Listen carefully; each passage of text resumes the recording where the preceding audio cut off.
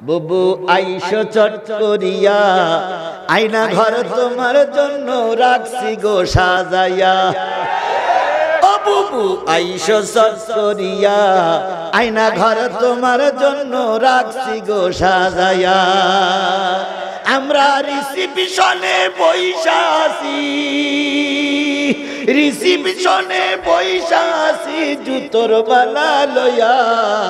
আয়না ঘর তোমার জন্য রাখছি গো সাজাইয়া। বুবু আইসো চট করিয়া, আয়না ঘর তোমার জন্য রাখছি গো সাজাইয়া। কোথায় খালি, কোথায় খাদের কাকা, কোথায় গেল ওই জালিমের গরম গরম কথা। কোথায় আমিলি, কোথায় খাদের কাকা, কোথায় গেল ওই জালিমের গরম গরম কথা। খেলা হবে, খেলা হবে, খেলা হবে, খেলা হবে, খেলা হবে বলে কাকা গেল পালাইয়া। শেখ হাসিনা পালাইছে দেশটা ছাড়িয়া। আবার এখন বলতেছে তোমাদের কোনো ভয় নেই, আমি সীমানার পাশেই আছি, টুপ করে ঢুকে পড়বে। বুবু আইসো চট করিয়া, আয়না ঘর তোমার জন্য রাখছি গো সাজাইয়া। ও বুবু আইসো চট করিয়া, আয়না ঘর তোমার জন্য রাখছি গো সাজাইয়া। আমরা রিসিপশনে বইসা আছি, রিসিপশনে বইসা আছি জুতোর বালা লইয়া। আয়না ঘর তোমার জন্য রাখছি গো সাজাইয়া। বুবু আইসো চট করিয়া, আয়না ঘর তোমার জন্য রাখছি গো সাজাইয়া। চলবে চলবে, তাহলে আগে বসছিলেন না কেন? দিন ধর্ম আর মানবতা, দিন ধর্ম আর মানবতা সব কিছু ছাড়িয়া, নির্বিচারে মানুষ, নির্বিচারে মারছো মানুষ ক্ষমতার লাগিয়া। দিন ধর্ম আর মানবতা সব কিছু ছাড়িয়া, বুবু সব কিছু ছাড়িয়া। তোমার পাপের শাস্তি, তোমার পাপের শাস্তি পাইতে হবে, যাইও না ভুলিয়া। আয়না ঘর তোমার জন্য রাখছি গো সাজাইয়া। বুবু আইসো চট করিয়া, আয়না ঘর তোমার জন্য রাখছি গো সাজাইয়া। একটু আইসা দেখো বুবু, 17 কোটি মানুষ 3.5 হাত লাঠিতে তেল মাখাই অপেক্ষা করতেছে।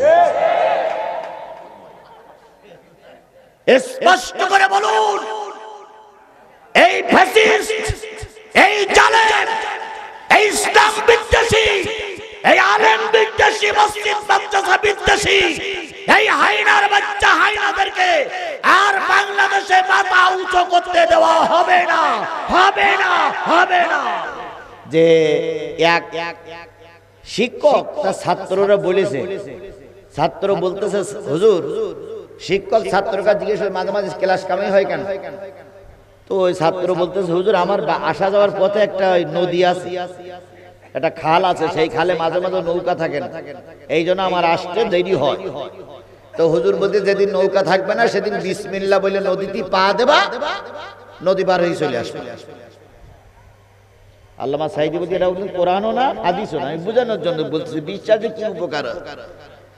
তো ওই ছাত্র প্রতিদিন যখন নৌকা থাকে না তখন আসে যায়, বিসমিল্লাহ বলে পা দেয়, নদী পার হয়ে চলে আসে।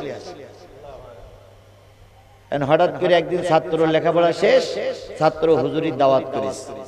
তা দাওয়াত করে যখন হুজুর ওদের বাড়ি যাবে তখন যেই দেখে নৌকা নাই। তো হুজুর বলতে খোকা নৌকা নাই, তা পার হবো কি করে? হুজুর আপনি যে বলেছিলেন বিসমিল্লাহ বলে নদীতে নামলে পার হওয়া যায়, আমি তো বিসমিল্লাহ বলে নদীতে নামিছি, যাই আসি বিসমিল্লাহ বলি আমার কাপড় ভেজেন। তো আপনি আসে তো হুজুর বলতে এ কি সম্ভব? বিসমিল্লাহ বলে পা দেবো আর কাপড় ভেজবে না, এ কি সম্ভব? তা বলতে বাবা তুমি একটু দেখাই দাও দি। তো ও বিসমিল্লাহ বলে চোখ বন্ধ করে হাঁটতে পার হয়ে গেছে। হুজুর চিন্তা করতে বিসমিল্লাহ বললে কি পার পাওয়া যাবে? হুজুর যেই না বিসমিল্লাহ বলে পা দেছে সেই হুল মুল খেয়ে পানির ভিতরে পড়েছে। ছাত্র ওদিকে বলে হুজুর কি হইল? আমি তো ভিজে গেলাম। হুজুর আপনি আমারে শিখাইলেন আল্লাহর নাম নিয়ে কোন কাজ শুরু করলে আল্লাহ রহমত করে। আমি তো আপনার কথার পরে বিশ্বাস করি এতদিন পর্যন্ত এই কাজ করতেছে, আপনার হইল না কেন? হুজুর তখন বলতেছে বাজান আমি তোরে শিখাইছিলাম ঠিকই, কিন্তু আমার ভিতরে ইয়াকিন নাই, এই জন্য তুই ঠিকই পার হয়ে যাচ্ছিস, আমি পার হইতে পারলাম না। আল্লাহ নবী বলেছেন আজকের এই মাহফিলের শেষ মোনাজাত করে গেলে সব গুনাহ maaf হয়ে যাবে যদি ইয়াকিন এবং বিশ্বাসের সঙ্গে বসেন। আমি কোরআন শপথ করে বলতে পারি আসছেন গুনাহ নিয়ে যাবেন বেগুনাহ হয়ে। সুতরাং আজকে আমাদের আল্লাহ পাক বেগুনাহ করে বাড়ি নিয়ে যান। এই জন্য আমি অল্পক্ষণ কথা বলবো, খুব বেশি কথা বলবো না। আধা ঘন্টা কি হয়ে গেছে ভাই? আধা ঘন্টা হয়ে গেছে, আধা ঘন্টা হয়ে গেছে। আর 5টা মিনিট বলে আমি আপনাদের ছুটি দেই, যে যা পারেন চলে যাবেন, বাকি যে কজন থাকবেন সেই কজন নিয়ে যা হয় করব। আর 5টা মিনিট আরেকটা আয়াত বলি, সেটা হলো আল্লাহ বলতেছেন ওয়ালাকাদ জারানা লি জাহান্নামা কাসীরাম মিনাল জিন্নি ওয়াল ইনস লাহুম কুলুবুন লা ইয়াফকাহুনা বিহা ওয়া লাহুম আয়ুনুন লা ইউবসিরুনা বিহা ওয়া লাহুম আযানুন লা ইয়াসমাউনা বিহা উলাইকা কাল আনআম বাল হুম আদাল উলাইকা হুমুল গাফিলুন।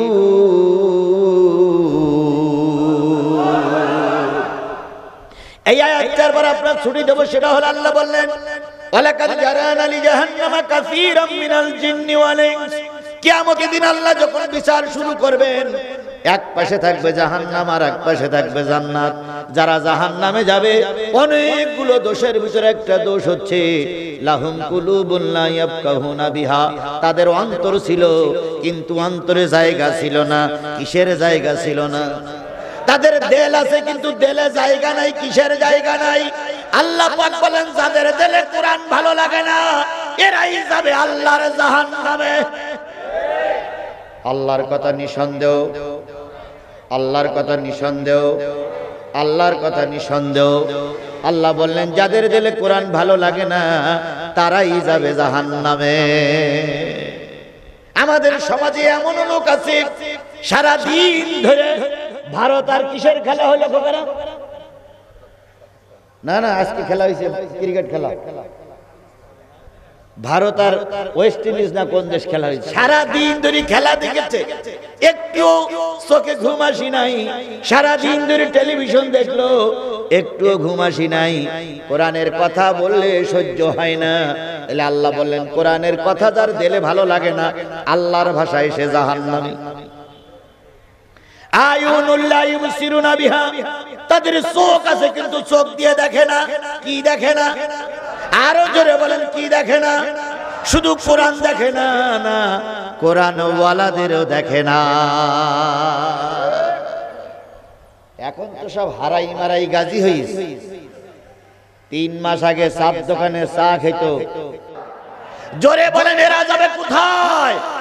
আযানুল্লাহ ইয়াসমাউনা বিহা, আজান শুনলে যারা শুনতে পারে না, আজান শুনলে যাদের গায়ে জ্বালা চড়ে। আজান মানে কি? ডাক, আহ্বান। আহ্বান শুনলে, মসজিদ থেকে আহ্বান শুনলে যাদের গায়ে জ্বালা চড়ে আল্লাহ বললেন এরাও জাহান্নামী। আমি আজান মানে ডাক, আমি কোরআন সূরা আহজাবের 3টা আয়াতের ডাক দিয়েছি, আজান দিয়েছি, 3টা আয়াতের আজান দিয়েছি। এই আজান শোনার পরে যদি কারোর ভালো না লাগে বুঝতে হবে ওটাও জাহান্নামী। উলাইকা কাল আনাম, এরা হলো চতুষ্পদ জন্তুর মতো, এরা গরুর মতো, এরা ছাগলের মতো, এরা কুকুরের মতো, নিকৃষ্ট জানোয়ার শুকরের মতো। কারণ এদের দিলে কোরআন ভালো লাগে না। বালহমাদাল, বরং তার সেইটা আরো নিকৃষ্ট। কুকুরের তাও শিক্ষা দিলে শিক্ষায় ফিরে আসে, আর এই মানুষ রূপে দুই পেয়ে জানোয়ার এত কঠিন হয়ে গেছে। কোরআন হাদিসের কথা বললে এরা পরিবর্তন হয় না। এই জাতীয় লোক যদি আজকের এই মাহফিলে থাকে, যতই আমি ওয়াজ করি না কেন, এখানে যদি আল্লামা সাইদি ওয়াজ করে, এই জাতের লোক যারা আছে তাদের ভালো লাগবে? এখন এই জাতীয় লোক যদি কেউ থেকে থাকেন, এইবার আপনারা চলে যেতে পারেন। যান যান না, চা খাবো না, আগে দেননি কেন? যান, আধা ঘন্টা কত ছুটি দিছে? যদি যায় তাহলে বুঝতে হবে শয়তানের চামচাগুলোই যাচ্ছে। কোরআনের মাহফিল থেকে একমাত্র শয়তান যেতে পারে, আর আওয়ামী লীগের দালালেরাই যেতে পারে। কারণ আওয়ামী লীগের দালালদের কাছে আল্লাহর কোরআন ভালো লাগার কথা নয়, কারণ এরা তো চোরের বংশ, এরা তো ডাকাতির বংশ। এদের কাছে আল্লাহর কোরআন ভালো লাগার কথা নয়, কথা নয়, কথা নয়।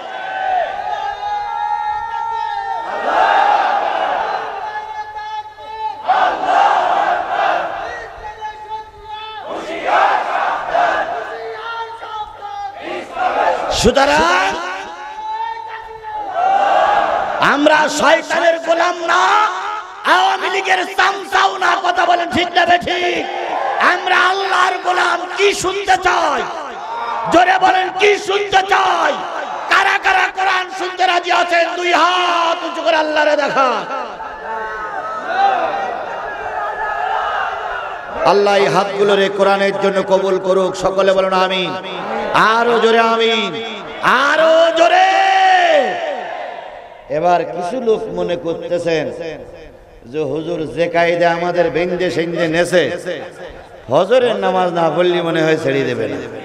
ওরে ভাই না, আমি কোনো সময় 12টার উপরে ওয়াজ করা লোক না। আপনারা দেরি করে উঠেছেন, ওয়াজ কম শুনবেন। সুতরাং কতটুক সময় আছে আপনারাই বুঝতে পারছেন। এতটুক সময় কোরআনের খাতিরে থাকা যাবে না। এই মুসলমান কথা বলেন, থাকা যাবে না। আল্লাহ কোরআনের খাতিরে আমাদের কবুল করুক। সকলে বলুন আমিন। আমি আবার একটু অতীতের দিকে ফিরে যাই। গত বছর এই সময় মাহফিল করতে গেলে থানার পারমিশন লাগতো, নেতাদের পারমিশন লাগতো। কথা বলেন ঠিক না ঠিক? গোলমুড়ো বের করা নেতারা এসে আমাদের সবক দিত, এটা বলা যাবে না, ওটা বলা যাবে না, এদিক যাওয়া যাবে না, ওদিক যাওয়া যাবে না, এ কথা বলা যাবে না, রাজনীতি করা যাবে না, এই কথাই বলতো। কথা বলেন ঠিক না ঠিক? অনেক সময় আলেম ওলামা যদি সত্য কথা বলতো, এই জালেমের বাচ্চারা, এই ব্যক্তির বাচ্চারা, এই ফিরাউনের বাচ্চারা অনেক আলেমকে গলা ধাক্কা দিয়ে মঞ্চের থেকে নামিয়ে দিয়েছে, অনেক আলেমকে পিটাইয়ে পুলিশের হাতে তুলে দিয়েছে, অনেক আলেমকে রক্তাক্ত করে গাড়িতে তুলে বিদায় করে দিয়েছে। আজকে তারা আছে? এই কথা বলেন, আজকে তারা আছে? জোরে বলেন, আজকে তারা আছে? কি কায়দায় বলতেন, আমরা পালাইয়ে যাবো না, আমরা পালানো জাত নই, আমাদের নেত্রী পালায় না। ফখরুল সাহেব আপনার বাসায় একটু জায়গা দিবে? তারপরে বলতেন ফখরুল সাহেব আপনার ঠাকুরগার বাসায় একটু জায়গা দেবেন।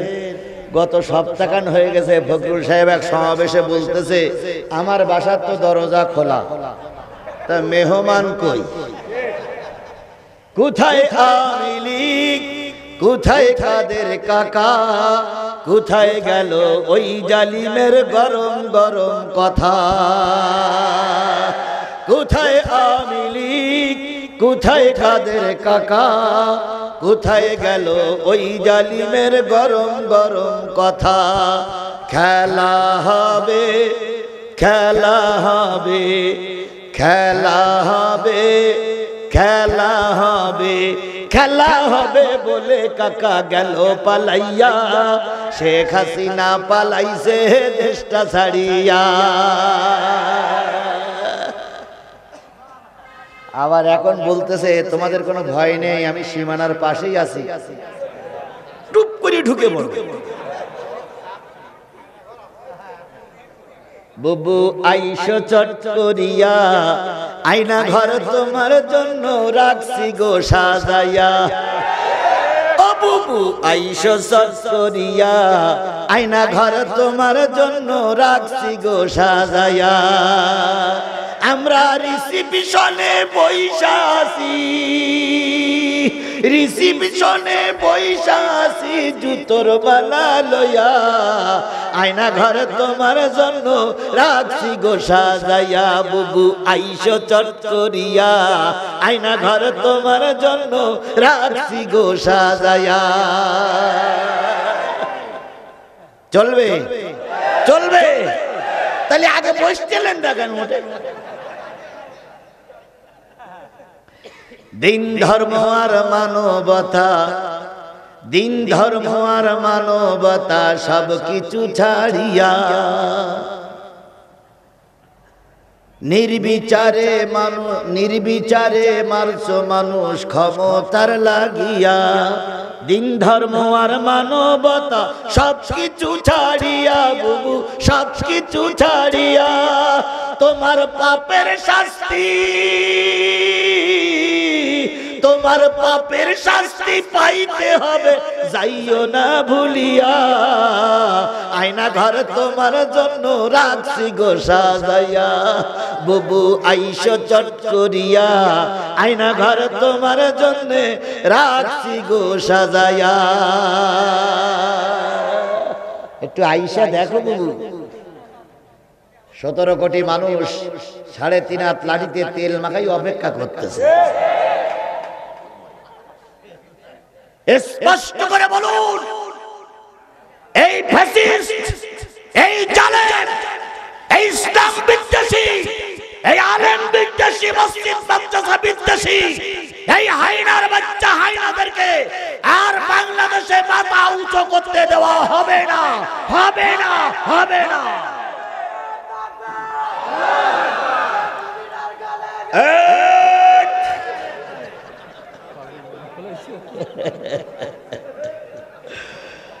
অবাঞ্ছিত কোনো ভাষা ব্যবহার করে না।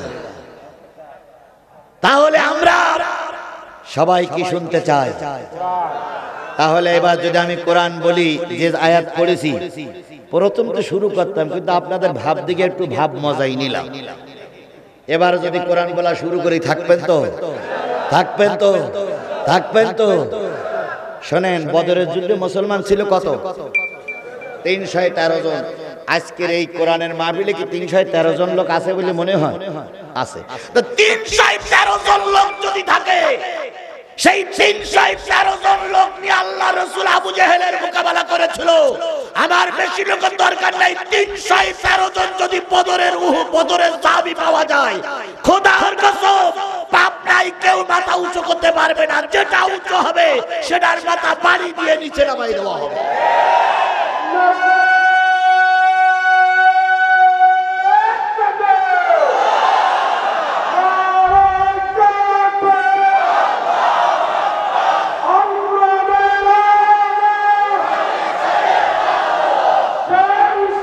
হয়েছে, বসেন ভাই, বসেন।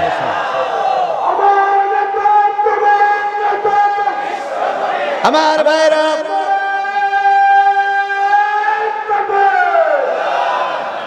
তাহলে আর দেরি নাই, এবার চলে যাই কোরআনে। সূরা আহজাব। কোন সূরা? আরো জোরে বলেন, কোন সূরা? 22 নম্বর পারার 33 নম্বর সূরা, নাম হলো আহজাব। 73টা আয়াতের ভিতর থেকে তেলাওয়াত করেছি 66, 67, 68, 3টা আয়াত তেলাওয়াত করেছি।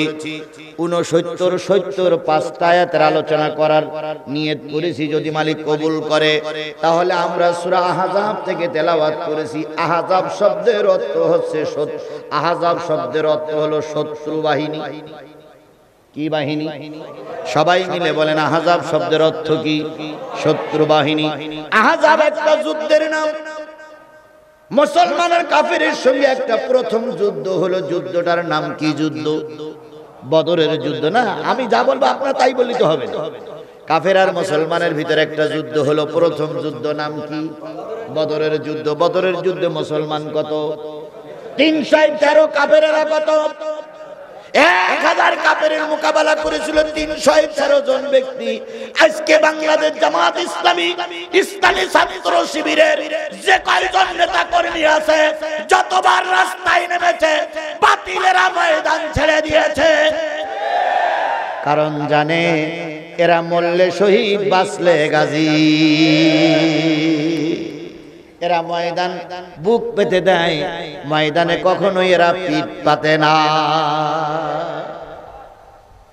এই যে সংস্কার আন্দোলন হয়ে গেল, এই আন্দোলনে 148 জন সমন্বয়ক গোটা দেশে নেতৃত্ব দিয়েছে। শুনলে অবাক হবেন, তার ভিতর থেকে 148 জনের ভিতর থেকে 108 জন ছিল শিবিরের পোলা।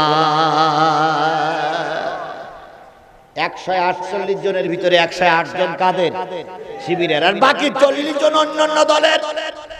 এখন এ বলে আমি কাজ করেছি, ও বলে আমি কাজ করেছি। হাই, কাজ করেছো, কিন্তু তোমার দলের লোক কম, আমার দলের যুবকেরা বেশি কথা বলে, ঠিক না বে ঠিক? এই জন্য এ গর্ব কেবল আমরাই করতে পারি, তোমরা করতে পারো না।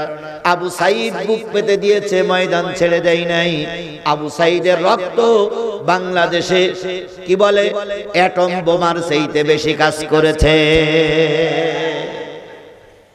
রাজশাহীতে মিছিল হচ্ছে, ছাত্রলীগের মিছিল। রাজশাহী বিশ্ববিদ্যালয় শিবিরের মধ্যে ঢুকতেই দেয়।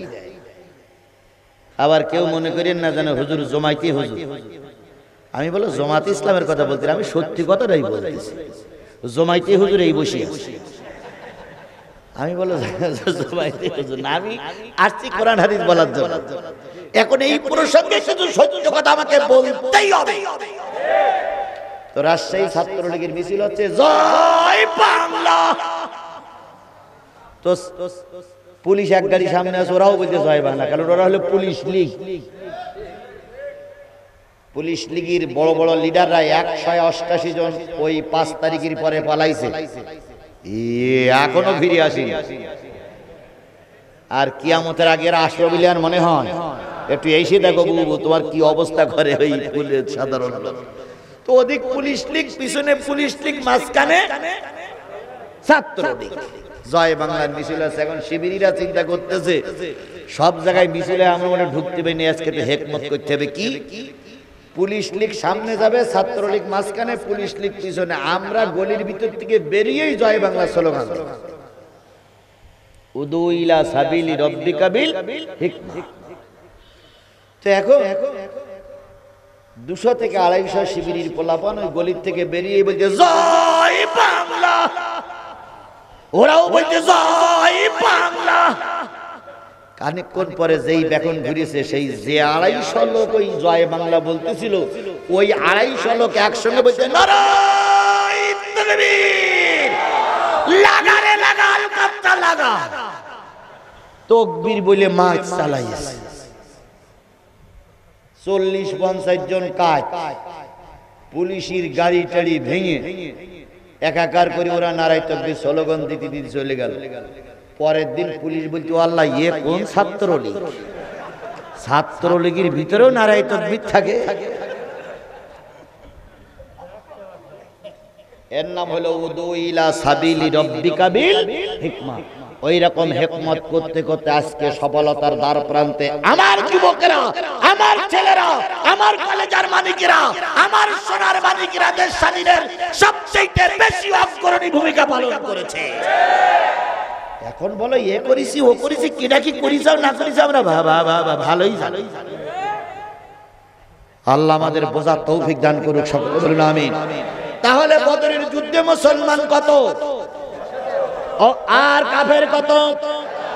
1000 কাফেরের মোকাবেলা করে 300 মুসলমান বিজয়ের পতাকা ছিনাই নিয়ে আসলেন। এবার বলুন তো, মুসলমানের সঙ্গে কাফেরের দ্বিতীয় যে যুদ্ধটা হলো, যুদ্ধটার নাম কি? উহুদের যুদ্ধ। উহুদের যুদ্ধে মুসলমান কত? 1000। কাফের কত? 3000। 1000 মুসলমান উহুদের যুদ্ধে, কাফের 3000। সব প্রস্তুত শেষ, সব কার্যক্রম শেষ। আগামীকাল কিংবা পরশু মোকাবেলা হবে দুই দলের ভিতরে। হঠাৎ করে ওর ভিতর থেকে এক টুপিওয়ালা বেরিয়ে ফতোয়া দেওয়া শুরু করলো, অহুদের ময়দানে যেও না, বদরের প্রতিশোধ নেবে, অহুদের ময়দানে গেলে তোমরা বাঁচতে পারবা না, সব মারা যাবা। এই বক্তৃতা করে ওই টুপিওয়ালা 300 লোক নিয়ে পিছন দিক থেকে কেটে পড়লো। মুসলমানদের সংখ্যা হলো তখন কয় শত? 700 মুসলমান। আর 300 মুসলমান নিয়ে 300 মুনাফিক নিয়ে এক মুনাফিক কেটে বলল, আজ আমরা দেখতেছি যখন বাংলাদেশে কোরআনের আইন প্রতিষ্ঠার দ্বার প্রান্তে, ঠিক সেই সময় একদল টুপিওয়ালা মুনাফিকেরা ইসলামী আন্দোলনের বিরুদ্ধে ফতোয়া দিচ্ছে। এ টুপিওয়ালা অতীতেও ছিল, আজও আছে। কথা বলেন ঠিক না বেঠিক? এই টুপিওয়ালারা যদি বিরোধিতা না করতো, আল্লাহর কসম আল্লামা সাঈদী মারা যেত না। বন্ধ করে দাও, ওটা বন্ধ কর, আমার কষ্ট হয়।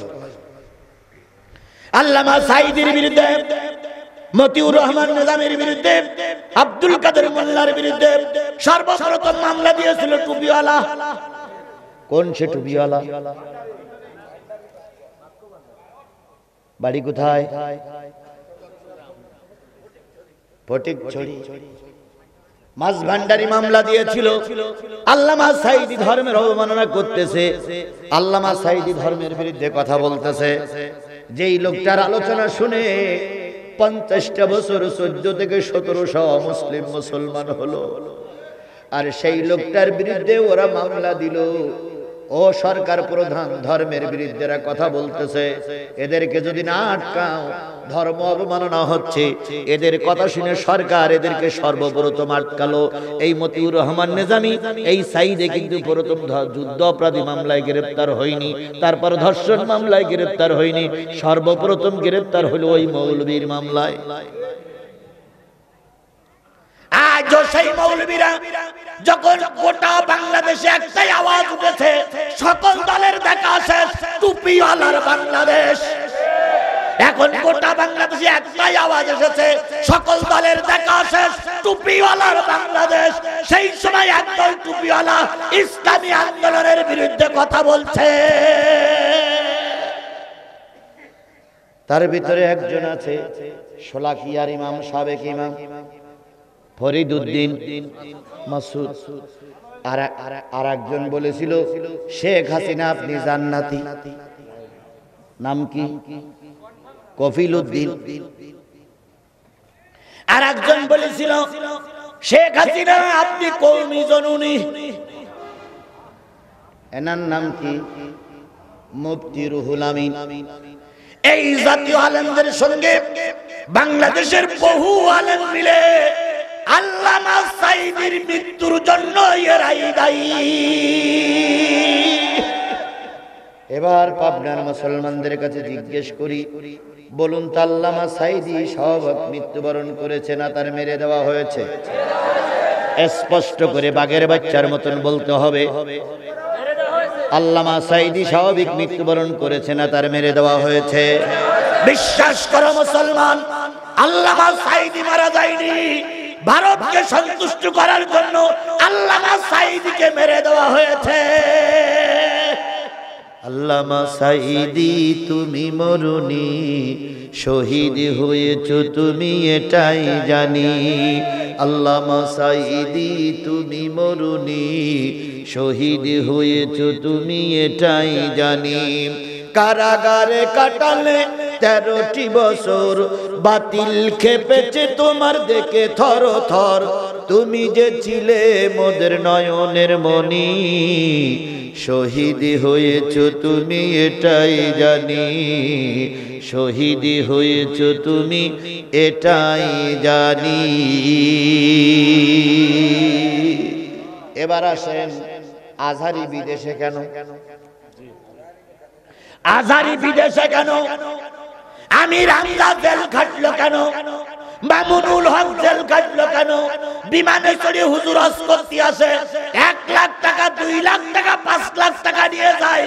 ও হুজুরের নামে মামলা হয় না, যত মামলা হয় মামুনুল হকের বিরুদ্ধে, আর আজহারির বিরুদ্ধে, আর আমির হামজার বিরুদ্ধে।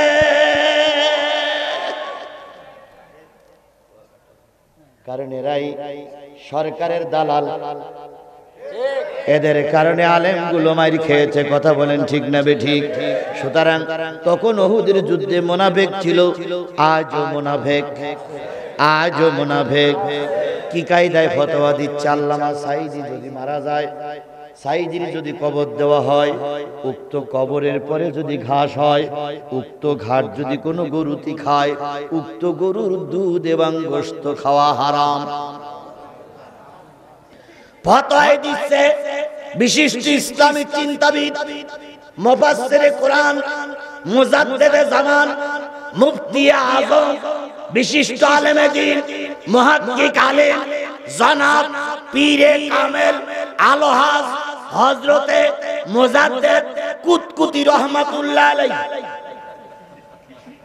এরাই ফতোয়া দিচ্ছে। কথা বলেন ঠিক না বেঠিক?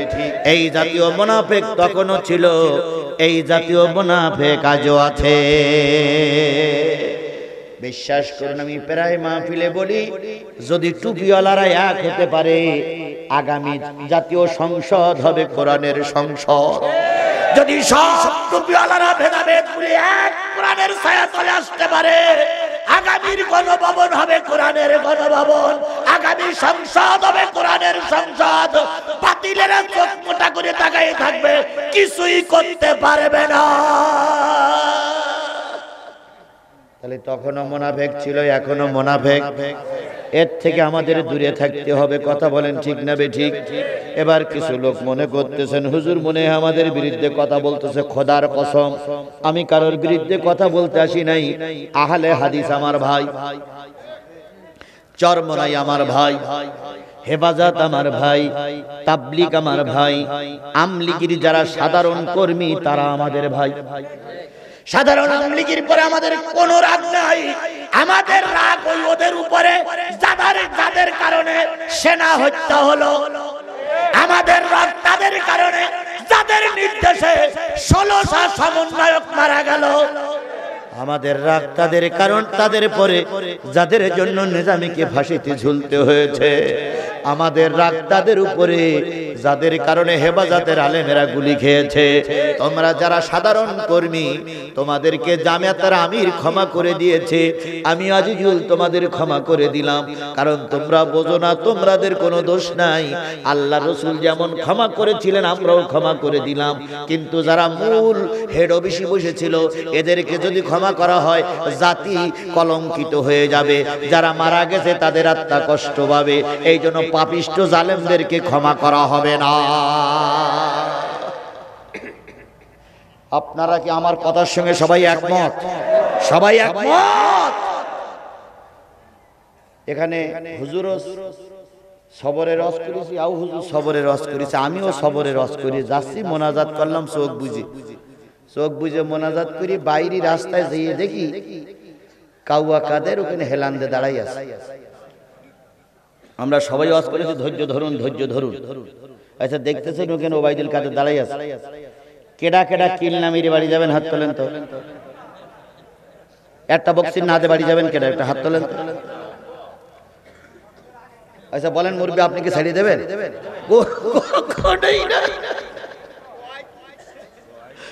ওবাইদুল কাদেরের মতন এরকম পাপিষ্টদের মাপ বাংলার জনগণ করবে না। কথা বলেন ঠিক না বেঠিক?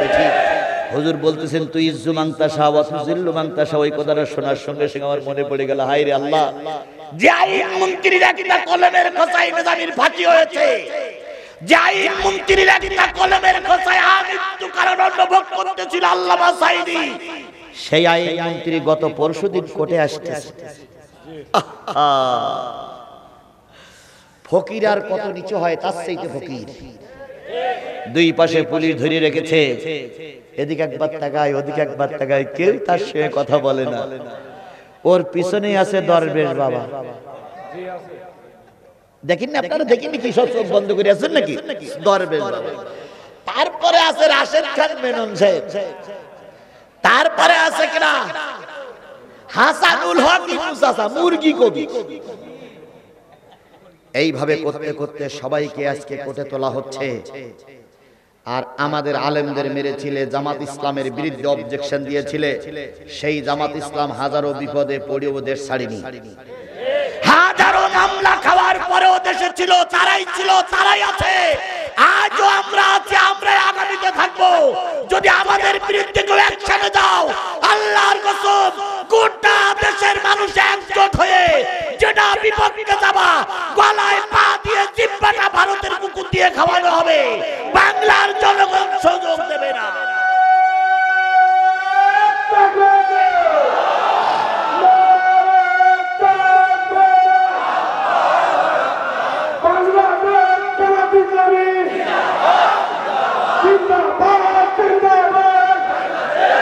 আমার ভাইরা,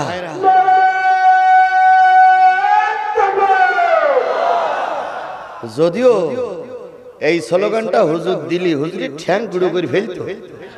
ওরে বাপ রে বাপ, জামাত ইসলামকে দূরের কথা, শুধু নারাই তাকবীর স্লোগান দেওয়া যায়।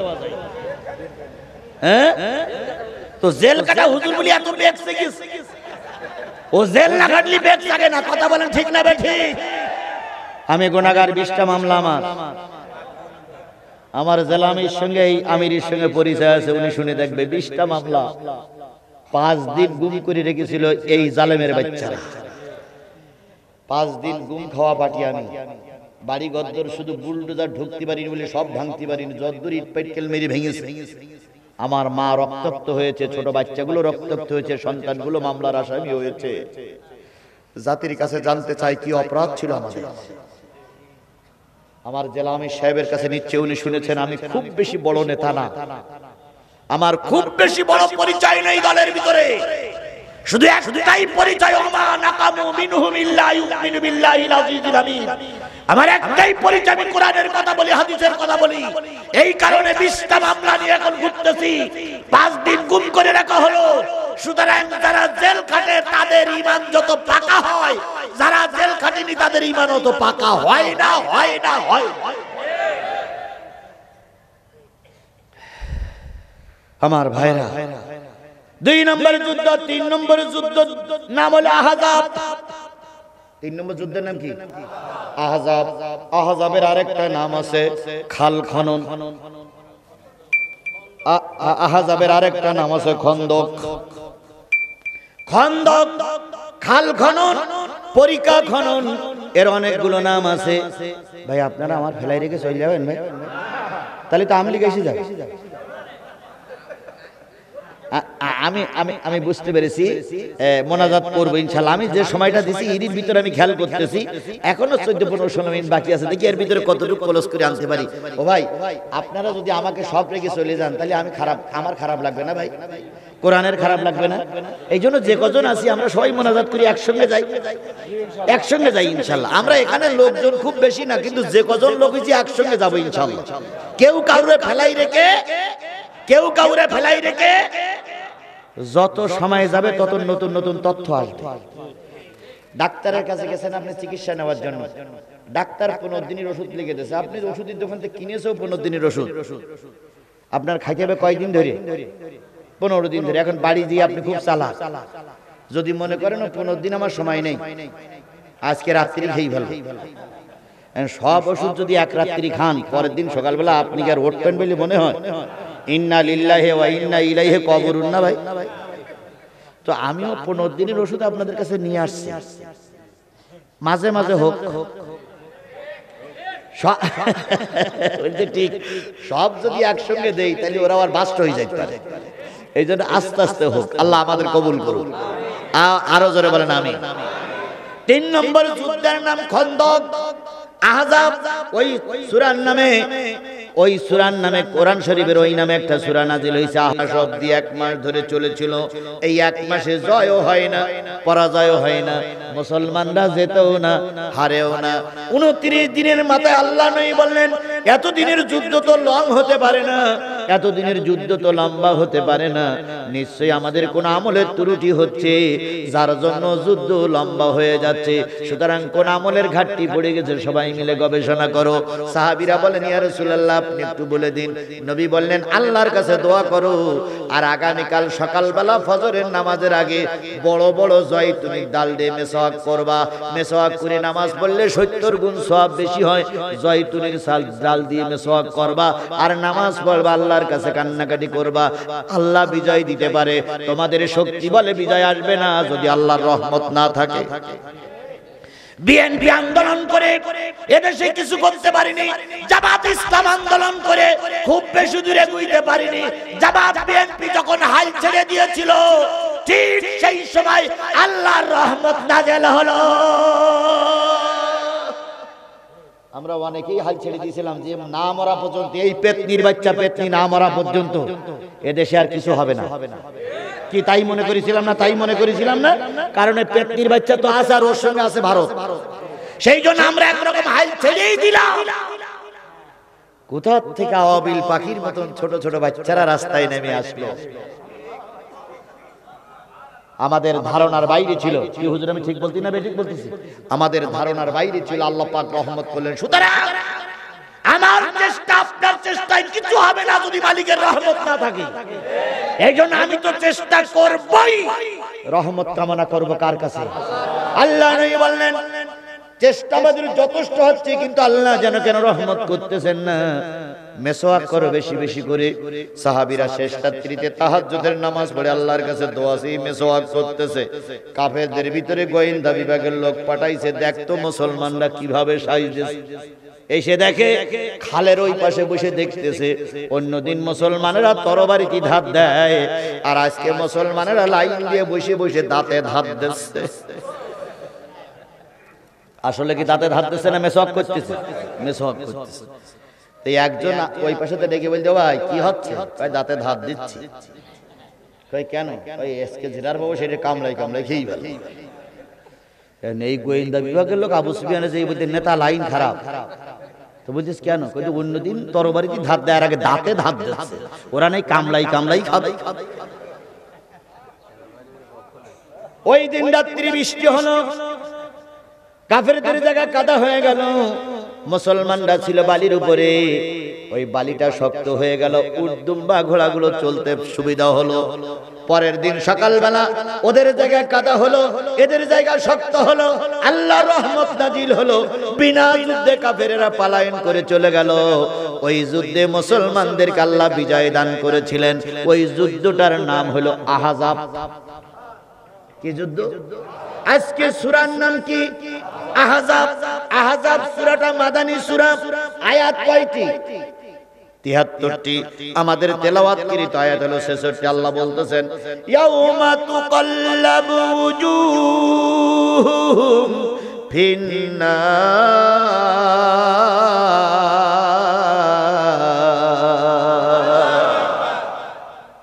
সেদিনের কথা মনে করো যেদিন একদল মানুষের অন্তর আর চেহারাগুলো আগুন দিয়ে পোড়াইয়ে দেওয়া হবে। সেদিন কোন দিন? ইয়াউমাল কিয়ামা, কিয়ামতের দিন। একদল মানুষের অন্তর আর চেহারা কি দিয়ে পোড়াইয়ে দেওয়া হবে? আগুন দিয়ে পোড়াইয়ে দেওয়া হবে। ইয়াকুলুনা ইয়া লাইতানা আতানা আল্লাহ ওয়া আতানার রাসূল।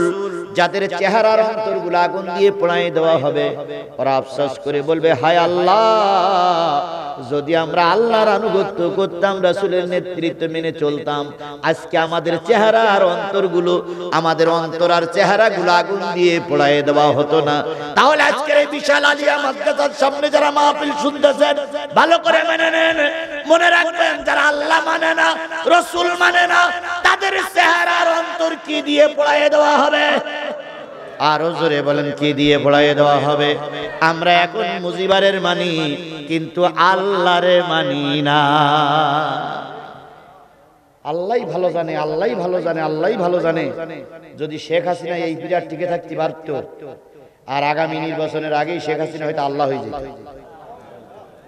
নাউজুবিল্লাহ বলাছ। মাদ্রাসায় থাকবে কোরআন হাদিস, প্রতিটা আলেমের মাথার উপরে থাকতো ফেরাউন আর ফেরাউনির মেয়ে। প্রতিটা মোড়ে মোড়ে মুজিবারের সুন্নাহ। কি কথা কি বাড়াই বললাম? বাড়াই বললাম? বাড়াই বললাম? বাড়াই বললাম? মাদ্রাসায় হুজুরদের মাথার পরে থাকার দরকার ছিল কি? কোরআন। সেই মাথার পরে থাকতো মানুষের ছবি। প্রতিটা মোড়ে মোড়ে দেখা যেত ওই ছবি। আমি কিছুদিন আগে ঢাকা সফর করলাম, যেখানে ছিল মুজিবের ছবি সেখানে লিখেছে জাতির পিতা ইব্রাহিম, শেখ মুজিব ঘোড়ার ডিম। জাতির পিতা ইব্রাহিম, শেখ মুজিব ঘোড়ার ডিম। তাহলে রাজ্যে ভাবে কায়দা কৌশল করে ধর্মীয় শিক্ষা বন্ধ করে দেওয়া, আলেমদের কথা বলতে বন্ধ করে দেওয়া, মসজিদ মাদ্রাসায় যদি খুতবার ভিতরে একটু বিয়ারা করেছে আলেমদেরকে অপমান করে নামাইয়ে দেওয়া, তাহলে এই খাসলাতগুলো সব ছিল ফেরাউনি খাসলাত। এই খাসলাতগুলো আরো কিছুদিন টিকে থাকতে পারে আল্লাহই ভালো জানে। আমি কিন্তু ডাইরেক্ট বলছি আল্লাহই ভালো জানে কি অবস্থা হতো। এই জন্য আল্লাহ বলতেছেন যারা আল্লাহ এবং রাসূলকে মানবে না তারা যাবে জাহান্নামে। আমরা আল্লাহ এবং রাসূলকে মেনে চলবো যাতে করে দোজখে না যায়। এক আয়াত শেষ, 2 নম্বর আয়াত হচ্ছে ওয়াকালু রাব্বানা ইন্না আতানা সাদাতানা ওয়া কুবরানা ফাদাল্লুনা সাবিলা। হে আমার রব, আমরা জাহান্নামে যাচ্ছি কেন তুমি কি জানো? আল্লাহ বলবে কেন তোরা জাহান্নামে যাস? ওই জাহান্নামী লোকগুলো বলবে আল্লাহ আমরা আমাদের নেতাদের মেনে চলতাম আর মুরব্বীরা যা বলতো তাই মেনে চলতাম। মুরব্বী আর নেতারা আমাদেরকে যা পথ ভ্রষ্ট করেছে ওরাই আমাদের জাহান্নামের পথ দেখাইছে। তাহলে সমাজে পথ ভ্রষ্ট করে কয় গ্রুপ? এই মুসলমান বাঘের বাচ্চার মতন বলেন কয় গ্রুপ পথ ভ্রষ্ট করে? এক হলো নেতা, আর এক হলো মুরব্বী। এক হলো নেতা আর এক হলো কি মুরব্বী। এবার দেখেন প্রত্যেকটা দলের একটা করে নেতা আছে না নাই? আরো জোরে বলেন নেতা আছে না নাই? যারা আওয়ামী লীগ করে তাদের নেতার নাম মুজিবাত, যারা বিএনপি করে তাদের নেতার নাম জিয়াউর রহমান, যারা জাতীয় পার্টি করে তাদের নেতার নাম এরশাদ, যারা বাংলাদেশ জামাত ইসলাম করে তার নেতার নাম নবী, নবীর পরে অন্যান্য যারা নেতা আছে তারাই। তাহলে প্রত্যেকের দলে একজন নেতা আছে না নাই? কিয়ামতের দিন আল্লাহ বলবে ইয়াউমা নাদু কুল্লা উনাসিম বিইমামিহিম। যারা যে দলের কর্মী তারা সেই নেতাকে সামনে নিয়ে আমার সামনে চলে এসো। যারা যে দলের কর্মী নেতা থাকবে আগে, তোমরা থাকবা পিছনে। এবারে যারা মুজিবারের লোক এখানে আছেন, হয়তো ঘাটতি বেরি পড়ি আছেন, কিছুই বলতেছেন না, এখন হাজির মাল করেছেন, কিন্তু আপনারে আমরা ভালোই চিনি। সেদিন নীলফামারী মাহফিল হচ্ছে, তো এক নেতা বিরাট এক টুপি পরে হাজির মাল গোলার পথে চাপাই দিয়ে আমার সামনে এসে দাঁড়ায়, আমার পিছনে এসে দাঁড়াইছে ভালো হওয়ার জন্য। নিচের থেকে বলতেছে হুজুর আপনার পিছনে আওয়ামী লীগের লিডার নামান নামান নামান। আমি বলতেছি ভাই আওয়ামী লীগের লিডার দেশে নেমে যান, নতুবা কিন্তু মায়ের মিস নেই বলো ভাই। তো মাহফিল কর্তৃপক্ষ বলতে হুজুর এর যদি এখন নামাই দেয় আর আপনার সামনে 50,000 শ্রোতা, তো ও তো আলু ভর্তা করি ফেলবে। তাই বললাম ওর বসাই রাখো যেন ওরা চিন্তি না করে। এরকম কায়া পাল্টেই কিছু লোক এখন ভালো হওয়ার জন্য চেষ্টা করতেছে। কথা বলেন ঠিক না ঠিক? তোমারই কারণে আমার 15টা মামলা খাতে হয়েছে, তোমারই কারণে আমার পাট বাগানে ঘুমাতে হয়েছে, তোমারই কারণে আমার সন্তানের লাশ আমার কাঁধের পরে উঠেছে, তোমারই কারণে আমার স্ত্রী বিধবা হয়েছে। সুতরাং তুমি কোন জাতের জাত আমার ভালোই জানা আছে।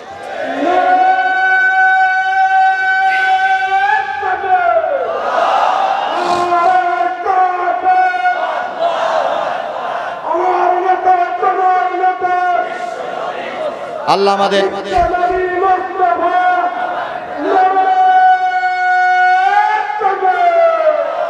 আল্লাহ আমাদের দিনের খাতিরে কবুল করুন। এবার বলুন আমাদের দেশটার নাম কি? না, গণ প্রজাতন্ত্র বাংলাদেশ, তাই না? গণতন্ত্রের দেশ। আচ্ছা বলুন তো এই লোকের ইমাম, এই লোকের ছেলে কলেজ পড়িছে, দাড়ি টাড়ি নেই, পেশাব করে পানিও নেয় না, এই লোক মরে গেলি মসজিদের ইমাম ও লোকের ছেলেই হবে? হবে না মানে একদম দাঁত খুলি বলবো হবে না মানে এই লোক ইমাম, ও লোকের ছেলে কলেজ পড়ুক আর পেশাব করে পানি নেক আর নাই নেই, এই লোকের ছেলেই হবে ইমাম? তারপরে বলে না হবে? জোরে বলেন হবে? যদি হয় তাহলে ওটা গণতন্ত্র নয়, ওটা হলো ক্ষমতাতন্ত্র, ওটা রাজতন্ত্র। কথা বলেন ঠিক না বেঠিক? তাহলে গণতান্ত্রিক দেশের কায়দা হলো আপনি মরে যাওয়ার পর জনগণ ভোট দিয়ে যারাই নেতা বানাবে সেই হবে নেতা, এটার নাম গণতন্ত্র। কিন্তু আপনি মরে গেলেন, আপনার জায়গায় আপনার ঘুষখোর নেতা, আপনার ঘুষখোর ছেলে পেশাব করে পানি নেয় না, অযোগ্য ছেলে যদি ওই জায়গায় এসে দাঁড়ায়, এটা গণতন্ত্র থাকে না, এটা হয়ে যায় রাজতন্ত্র। নাম দেশে গণতন্ত্র, গণপ্রজাতন্ত্রী বাংলাদেশ, অথচ মুজিবার মারা যাওয়ার পরে আমৃত্যু শেখ হাসিনা দলের সভাপতি, কোন সময় পরিবর্তন হয় না। তারপর ওর ছেলে ওয়াজেদ জয়, তিনিও আসবেন। তাহলে এটা গণতন্ত্র না, এটা কি তন্ত্র? রাজতন্ত্র। এবার দুঃখ নেবেন না, কষ্ট নেবেন না, প্রশ্নের খাতিরে বলতেছি, জিয়াউর রহমান মারা গেল, জিয়াউর রহমানের স্ত্রী ক্ষমতায় আসলো, তার ছেলে ক্ষমতায়, তাহলে ওখানেও এই কায়দা চলতেছে। ওরে বাবা, মোনাফেক এরশাদ মারা গেল, ওর বউ এসে হাইল ধরল, বউ অসুস্থ, ভাই এসে হাইল ধরল, তাহলে ওখানেও রাজতন্ত্র। চরমোনাই হুজুরির দল যারা করেন ভালো করে শোনেন, চরমোনাই হুজুরির দলের সভাপতি আর সিনিয়র সভাপতি, এই দুই পদ ভোটে হয় না, ওই দুই পদ পীরের ছেলেরা হবে, বাকি সব ভোটে হবে। তাহলে বোঝা গেল ওখানেও গুলু ঝুলু চলতেছে। এবার আসেন, মতিউর রহমান নিজামীর ছেলে যোগ্য না অযোগ্য? তাহলে মতিউর রহমানের নিজামীর ছেলে যদি অযোগ্য হয়, তাহলে ওনার মৃত্যুর পরে জেলা দেশের আমির হওয়ার কথা ছিল ওনার ছেলের। এই ধারাবাহিকতা বজায় রাখলে ওনার ছেলে আমির হবে না? কিন্তু জনগণ মেনে নেয়নি, রোকনেরা মেনে নেয়নি। না না না, ও যোগ্যতা অর্জন করলেও এখনো দেশ চালানোর যোগ্যতা অর্জন করতে পারেনি। এই জন্য ও সাতিয়ার আমির হবে, কেন্দ্রের আমির হবে না। গোলাম আজম মারা গেল, গোলাম আজমের ছেলে ছিল সেনাবাহিনীর একজন বিরাট কর্নেল হিসেবে, সেই হবে আমির। কিন্তু জনগণ বলল না না না, ওখানে গোলাম আজমের জায়গায় নিজামী আসবে, নিজামীর জায়গায় আব্বাস আলী খান আগে ছিল, আব্বাস আলী খানের জায়গায় কি বলে গোলাম আজম আসবে, গোলাম আজমের জায়গায় নিজামী আসবে। নিজামী চলে যাওয়ার পরে ডাক্তার শফিকুর আসবে। কোন জেলার সঙ্গে কোন জেলায় মিল নেই, শুধু তাদের যোগ্যতা বলে তারা ক্ষমতার মসনদে বসবে, যোগ্যতা নেই আমির হতে পারবে না। এর নাম হলো ইসলামী গণতন্ত্র। তাহলে গণতন্ত্র যাদের ভিতরে আছে তাদের কাছে দায়িত্ব দিলে আল্লাহর কসম দেশ শান্তিতে থাকবে। দেশ স্বাধীন হয়েছে কয় বছর? 52-53 বছরের ভিতরে এই 53টা বছর দেশ চালাইছে তিন দল, আওয়ামী লীগ, বিএনপি, জাতীয় পার্টি। কথা বলেন ঠিক না বেঠিক? বাংলাদেশ জামাত ইসলামী ক্ষমতায় যায়নি, ক্ষমতার দ্বার প্রান্ত পৌঁছাতে পারেনি। কোন রকম কায়দা কৌশল করে 22 মাসের মতন কাড়াই মাড়াই দুটো এমপি হয়েছিল, দুটো মন্ত্রী হয়েছিল, তাও এখানতে তাড়াই ওখান দেয়, ওখানতে তাড়াই এখান দেয়, এই ছাড়া আজ যেতে পারিনি। এই জন্য আজকে জাতির কাছে, আজকে পাবনার মানুষের কাছে পায়ে ধরে অনুরোধ করে গেলাম, সকল দলের আমরা দেখেছি, একটা টুপিওয়ালার দলের জন্য আগামীতে আমরা শপথ দেব, টুপিওয়ালারে জাতীয় সংসদে পাঠাবো। যদি এরা শান্তি দিতে না পারে, এদের দলে আমরা আর থাকবো না।